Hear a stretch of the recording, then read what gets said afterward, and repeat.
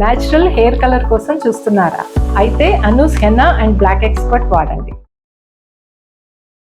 నమస్తే అమ్మా. నమస్తే అమ్మా. అమ్మ, పీరియడ్స్ వచ్చిన వెంటనే, నెలసరి వచ్చిన వెంటనే తలస్నానం కంపల్సరీయా? కంపల్సరీగా చేయకూడదు. అదేంటమ్మా, చేయకూడదు పిచ్చెక్కినట్టు వెర్రెక్కినట్టు ముందు బాత్రూమ్ ఎలా పరిగెత్తాం ఎక్కడున్నా కూడా? చేయకూడదమ్మా. అయ్యో. నెలసరి వచ్చింది అంటే ఏంటి అర్థం? శరీరంలో మార్పు వచ్చిందా?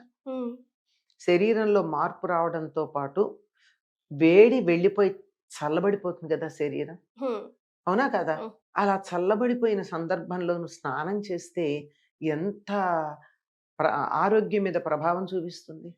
ఉమ్, అసలు ఒకప్పుడు ఏం చేసేవారు ఆడవాళ్ళు? ఆ టైంలో విశ్రాంతి తీసుకోమనేవారు. ఉమ్, ఎంతగా విశ్రాంతి అంటే ఇంటి పనులు అవి ఏమీ చెయ్యరు గనక స్నానాలు అవి కూడా చేయక్కర్లేదని చెప్పారు.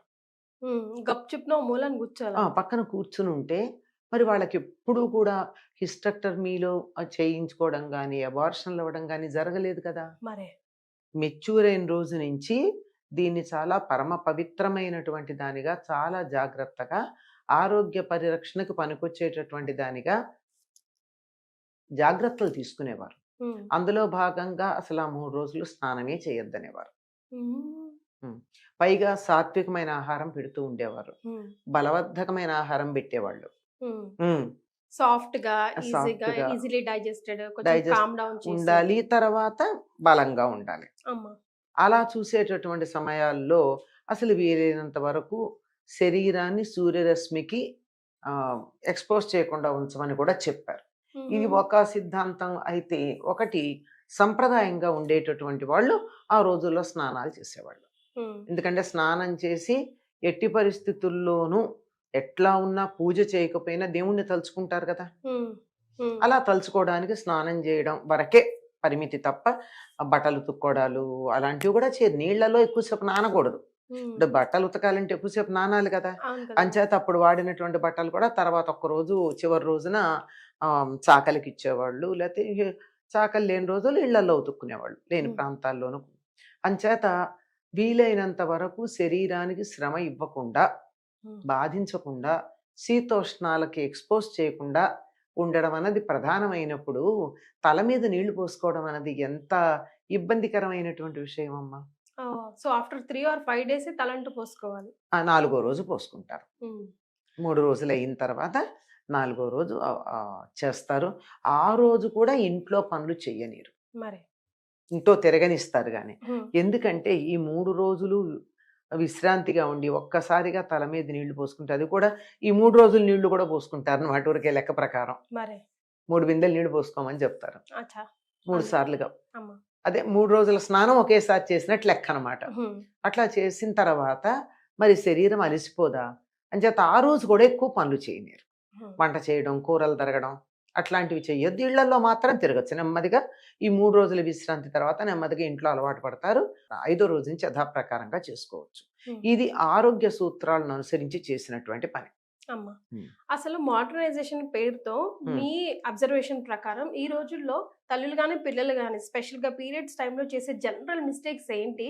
అవి హెల్త్ కి ఎలా ఎఫెక్ట్ పడుతున్నాయి అంటారమ్మా? ఈ రోజుల్లో చేసేవి ఏమిటంటే ప్రధానంగా మీరు చెప్పారే, మొట్టమొదట వెంటనే తలస్నానం చేయడం. సాధారణంగా రాత్రి కూడా తలస్నానం చేస్తారమ్మా. ఆ తర్వాత ఏమో జలుబు చేస్తుంది, తల బరువుగా ఉంటుంది, ఈ పీరియడ్స్ అంటే ఇలాగే ఉంటాయని చెప్పి పీరియడ్స్ తిట్టి, దూరంగా కూర్చోబెట్టిన వాళ్ళని తిట్టి, సంప్రదాయము దూరంగా కూర్చోబెట్టిన వాళ్ళది కాదు కదా. అక్కడ దోషం ఎవరిది? నెత్తి నీళ్లు పోసుకున్న వాళ్ళది. ఆ రోజు ఆ 3 రోజులు అసలు పోసుకోవద్దన్నారు. అప్పుడు ఏదైనా పండగలు అవి వస్తే కూడా 3 రోజులు తలంటి పోసుకోరు, తర్వాత పోసుకుంటారు. అది అంచేత మొట్టమొదటిది విపరీతంగా వెంటనే తలస్నానం చేయడం ప్రధానమైనటువంటి దోషం ఆరోగ్య దృష్ట్యా. తర్వాత యథాప్రకారంగా అన్ని పనులు చేసుకుందామని చెప్పి శ్రమ పడుతున్నారు. శ్రమ పడద్దు. శారీరకంగా మానసికంగా శ్రమ తగ్గించుకోండి ఆ 3 రోజులు. అనేక పరిస్థితుల కారణంగా, చాలా పరిస్థితుల కారణం అని చెప్తున్నాను, అనుకూలమైనటువంటి వాతావరణం ఇంట్లో లేకపోవడం, అర్థం చేసుకునేటటువంటి కుటుంబ సభ్యులు లేకపోవడం, ఈ కారణంగా తప్పట్లేదు కొన్ని పనులు. కానీ వీలైనంత తప్పించుకోండి, వీలైనంత. ఉదాహరణకి ఇంట్లో వంట చెయ్యకుండా రోజు గడవని పరిస్థితి ఉంటోంది కొంతమందికి. ఉమ్, ఇంట్లో మొండితనం, సంప్రదాయాన్ని నిందించటం, మన పద్ధతుల్ని, ఆచారాలని దుమ్మెత్తిపోయడం, ఇవన్నీ చేసి నువ్వే వంట చేయి అనేవాళ్ళు ఉన్నారు. మరి అట్లాంటప్పుడు ఏం చేయాలి? అప్పుడు మాత్రం ఒంటి మీద స్నానం చెయ్యాలి. ఉమ్, ఎందుకంటే మాలిన్యాలు కదమ్మా. మరి బయట నుంచి స్నానం మామూలుగానే కాలకృత్యాలు గడితే ఒకటైతే కాళ్ళు చేతులు కడుక్కుంటాం, రెండైతే వీలైనంత వరకు స్నానం చేస్తాం కదా. మరి అట్లాంటిది అంతకన్నా ఎక్కువ మాలిన్యాలు శరీరంలోంచి బయటకు వచ్చేటప్పుడు పదార్థంతో పాటు వాయువు కూడా చెత్తదూస్తుంది కదా. అందులో కిచెన్ స్టార్ట్ చేయాలి, మనం వంట స్టార్ట్ చేయాలంటే డెఫినెట్ గా ఫ్రెష్ గా ఉండాలని చెప్తారు కదా. ఉండదు ఆరోగ్య దృష్ట్యానమ్మా. ఉమ్, ఇప్పుడు టాక్సిన్స్ కూడా బోళ్ళు వెలువడుతూ ఉంటాయి శరీరం నుంచి. మరి అవన్నీ అందరికీ అనారోగ్యం కలిగించేవి. ఉమ్, కానీ తప్పని పరిస్థితుల్లో అస్సలు తప్పదు, ఇంకా ఇంకొక గత్యంతరం లేదు అన్నప్పుడు మరి చేస్తున్నారు ఆడవాళ్ళు. ఉమ్, ఆ చేసేటప్పుడు ఏం చెయ్యాలి అంటే వీలైనంత తక్కువ పని చేయండి. ఓకే. ఎంత అదే తప్పించుకోవాలి? టైము తెలుస్తుంది కదా ఫలానప్పుడు అని. ఉమ్, అప్పటికి కావాల్సినవి ముందరే కొన్ని పచ్చళ్ళ లాంటివి అవి రెడీగా పెట్టుకుని ఫలానా టైం వస్తుందంటే ఒక సెట్ పక్కకు పెట్టేసుకోండి. ఏమైంది ఒక 2 పచ్చళ్ళు పక్కకు పెట్టేసుకుంటే సరి. మరి అప్పుడు వాడుకునే వస్తువులన్నీ కాస్త పక్కన ఒక ఒక ఒక ఉంటాయి కదా ప్యాకెట్లు, ఏవో రకరకాల డబ్బాలు ఏవో ఒకటి ఉంటాయి, వాటిలో పక్కన పెట్టేసుకుని వీలైనంత తక్కువ వంట చెయ్యండి. ఉమ్, పని ఏదైనా సరే, let it be any work, minimize the work, um, physical and mental.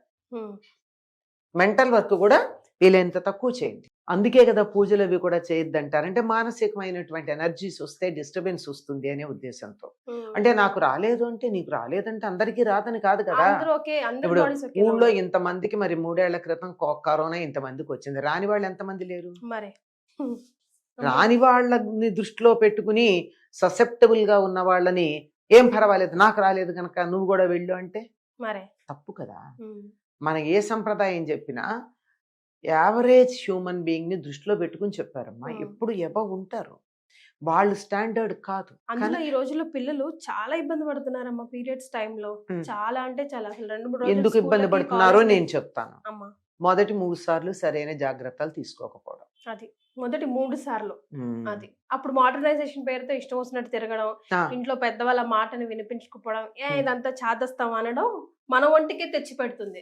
9 రోజులు కానీ జాగ్రత్తగా ఉన్నారంటే అసలు అమ్మాయికి 99.9% ఎక్కడో ఉండొచ్చు అనుకో, తర్వాత ఉమ్, సమస్యలు రావు. అది కదలకుండా ఉండడం. ఉమ్, అప్పుడు వాళ్ళు రకరకాలు చెప్తారు, కథలు కూడా చెప్పిస్తారు తర్వాత స్నానం చేసేటప్పుడు చెప్పుకోమని.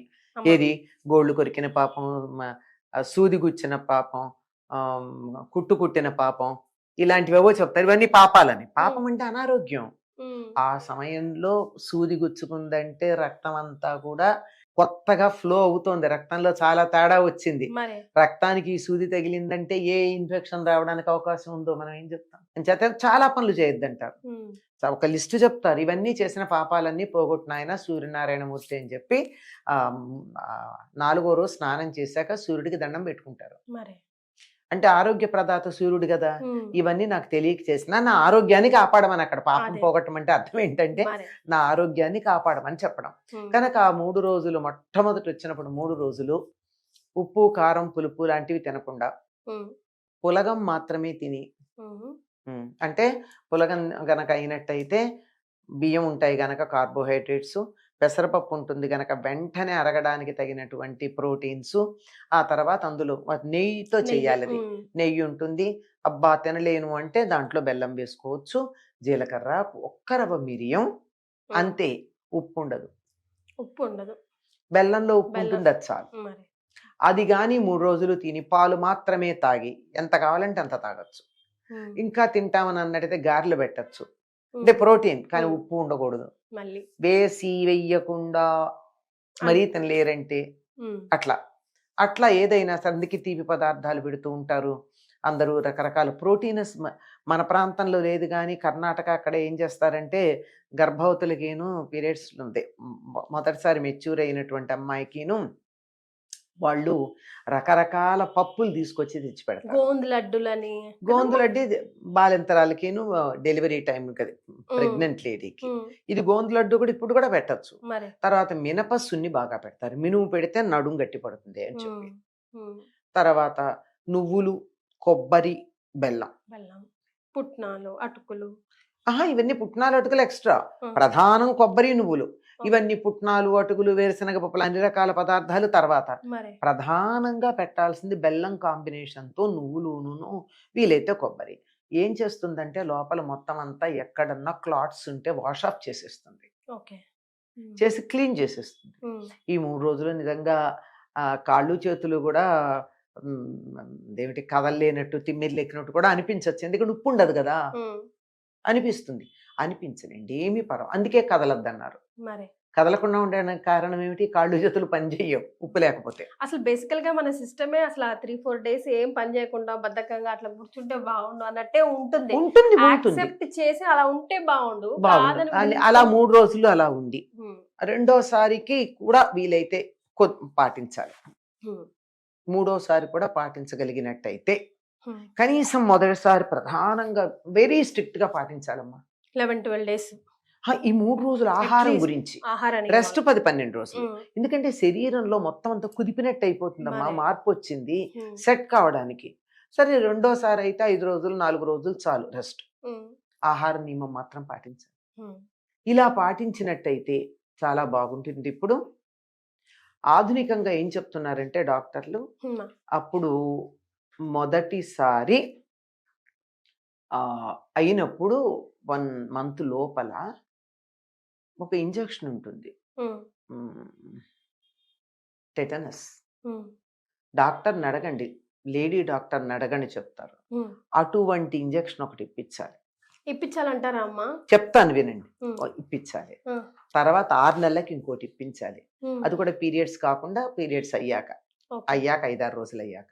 ఆ తర్వాత 1 yearకి ఇప్పించాలి, ఉమ్, అంటే 1.5 years అవుతుంది. ఉమ్. లైఫ్ లో టెటనస్ తీసుకోవాల్సిన అవసరం ఉండదు అమ్మాయి. ఓ, ఓకే. ఇది ఒక బట్ రాకముందే తీసుకోవచ్చా? అవసరం ఏ లేదు. ప్రాబ్లం లేకముందే? అప్పుడు ప్రభావం అప్పుడే ఉంటుంది. ఉమ్, అప్పుడు శరీరంలో మార్పు వచ్చినప్పుడు యాంటీ టెటనస్ పడాలి. అది రాకముందు తీసుకుంటే టెటనస్ ఎట్లా అవుతుంది? మరి. ముందే యాంటీ టెటనస్ ఎట్లా ఉంటుంది? ముందర ఎందుకు ఇవ్వాలి యాంటీ టెటనస్? ఉమ్, బాగా కొంచెం అవేర్నెస్ ఉండి కొంచెం చదువుకున్న డాక్టర్ దగ్గరికి వెళ్ళండి. మరి అంతేగాని కాగితాల మీద డిగ్రీ ఉన్న డాక్టర్లు కాకుండా ఒక లేడీ డాక్టర్ దగ్గరికి వెళ్తే ఈ విషయంలో మామూలు మెడిసిన్ కన్నా కూడా కమ్యూనిటీ హెల్త్ వాటి మీద కొంచెం పరిశోధన చేసిన డాక్టర్ల దగ్గరికి వెళ్ళాలి. అదేలేండి. పెడితే వాళ్ళు చెప్తారు ఎప్పుడు తీసుకోవాలో. అలా గనక 1 year 6 నెలలకి 1 yearకి అలా తీసుకున్నట్టయితే లైఫ్లో టెటనస్ ప్రాబ్లం రాదు అమ్మాయికి. ఉమ్, ఇది ఇది 90% మందికి తెలియదు. అవునమ్మా, నాకు కూడా తెలియదు. ఎస్. ఎందుకంటే నేను మా స్టూడెంట్స్తో కొన్ని హెల్త్ ప్రోగ్రామ్స్ చేయించిన రోజుల్లో ఒక doctor, she is interested in all these things. She in those days she was associated with our students అనమాట. So she told me and I advise to so many people and many of them follow. Okay. అంటే follow అయ్యారంటే దాని result ఏమిటి అన్నది మనకి ఎలా తెలుస్తుందమ్మా? మరి tetanus వచ్చిన వాళ్ళ సమస్య అని రాకుండా ఉంటే ఏమైంది? రాలేదు, ఇప్పటి వరకు రాలేదన్నమాట అర్థం. ఆ తర్వాత వేలుకు దెబ్బ తగిలినప్పుడు టెటనస్, కాలికి దెబ్బ తగిలినప్పుడు టెటనస్, సిజేరియన్ అప్పుడు ఒక టెటనస్, డెలివరీ అప్పుడు ఇవన్నీ తీసుకుంటారు కదా. ఇవేమీ అక్కర్లేదు అని చెప్పారు. ఇన్ కేస్ ప్రికాషనరీగా తీసుకుంటే నష్టమేం లేదు, కానీ పొరపాటున తీసుకోకపోయినా సమస్య లేదు. ఇవన్నీ చాలా జాగ్రత్తగా పాటించి ఇవే నియమాలు దరిదాపుల్లో పీరియడ్స్ వచ్చినప్పుడు కూడా పాటిస్తే బాగుంటుంది. అంటే పీరియడ్స్ లో బాగా కారంగా అలా తినడం, నాన్ వెజ్ అలాంటి తినకుండా సాఫ్ట్ గా తినండి. 3 రోజులు బాగుంటుంది. ఎప్పుడన్నా ప్రాబ్లం ఫేస్ చేసిన పిల్లలు కనుక ఉన్నట్టయితే, చాలా ఫేస్ చేస్తూ ఉంటారు కదా, వాళ్ళని ఒక్కటి ఫాలో అవ్వమనండి. 5-6 నెలల్లో వాళ్ళకి తేడా తెలుస్తుంది. సూపర్. ఏంటమ్మా అది? ఆ 3 రోజులు పాలన్నం మాత్రమే తినాలి. ఓకే. పాలన్నంలో బెల్లం వేసుకొని తినాలంటే అంతే. ఉప్పు కారాలు వద్దు, హెవీ ఫుడ్ ఏమొద్దు. మహా ఇంకా ఉండలేను అని అనిపిస్తే అది పులగం, అది కూడా ఉప్పు లేని పులగం అన్నం 3 రోజులు ఈ 3 రోజులు అలాగే తినమని చెప్పండి. ఒక 6 నెలలు, నెలకి 3 రోజులు చొప్పున. తర్వాత వాళ్ళకి ఆ టైంలో కడుపులో నొప్పులు రావడాలు అవి చాలా వరకు తగ్గిపోతాయి. Until and unless she has some other problem, general problem ఏదన్నా ఉంటే తగ్గుతాయి. సో పెద్దవాళ్ళు ఏది చెప్పినా ఒక ఆలోచించి రూల్స్ అండ్ ప్రకారమే చెప్తారు, రెగ్యులేషన్స్ ప్రకారమే చెప్తారు. అది ఫాలో అవుతే అప్పుడు మనకు తెలియదు, కానీ జనరల్ గా ఇన్ ఫ్యూచర్ అప్పుడు అమ్మమ్మ వాళ్ళు చెప్తే అంటే ఇవి అనుసరించి విసుక్కుంటూ అయినా అనుసరించిన వాళ్ళకి సమస్యలు లేవు, నడిచిపోయాయి. మరే ఇప్పుడు ఎవరైతే అనుసరించలేదో వాళ్ళకి సమస్యలు వచ్చాయి, వాళ్ళు అడుగుతున్నారు. ఇప్పుడు వీళ్ళు మేము ఆరోగ్యంగా ఉన్నది అవి పాటించడం వల్ల అన్న సంగతి వీళ్ళకి గుర్తుండదు. మరే ప్లీజ్ అది గుర్తు చేసుకోండి, గుర్తు చేస్తూనే ఉండండి. అమ్మాయిలే కాదు, ఆడవాళ్లే కాదు, ఇంట్లో కుటుంబ సభ్యులు కూడా వాళ్ళ గురించి కొంచెం ఆలోచించాలి. Yes, thank you so much అమ్మా. నమస్తే.